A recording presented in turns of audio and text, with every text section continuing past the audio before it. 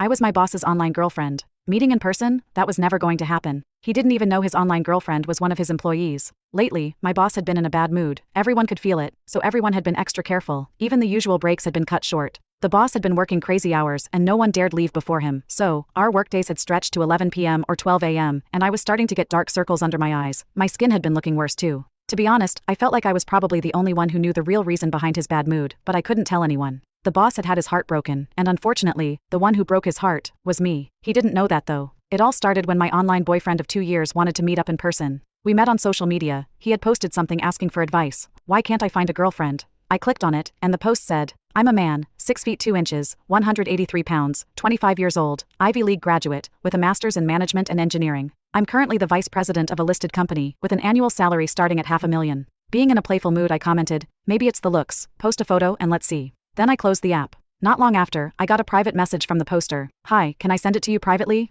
Though confused, I enjoy some drama, so I replied, sure. Then he sent me a photo. I almost spat my coffee out. He said he was 6 feet 2, I'd believe 5 feet 0, maybe. It was a selfie, with his face covered by his hand, and the angle made his head look huge and his body tiny. His hair was sticking up like he'd just used some kind of hair gel, and he was wearing thick black-rimmed glasses, making him look both nerdy and awkward. But despite all that, his face was actually fine. Even though it was partially obscured, I could tell his lips, nose, and eyes all screamed handsome. Still, there was something about him that seemed oddly familiar. I mentally shouted, there are actually guys who don't realize they're good looking, while zooming in and out of the photo multiple times. With my helpful mindset, I typed out a few tips. Your clothes and selfie skills need work. Try frameless glasses, or better yet, wear contacts, and change your shooting angle. Tilt the phone slightly, making sure the charging port leans toward you. Also, try pants that are a bit looser, like casual black ones. He replied, thank you so much. I didn't think much of it and moved on, but the next day, he sent me photos of his makeover, taking my advice to heart. The day after that, again. Then it went on for a few more days. I was getting tired of it when he suddenly asked if he could add me as a friend on Facebook and offer me a thank you gift.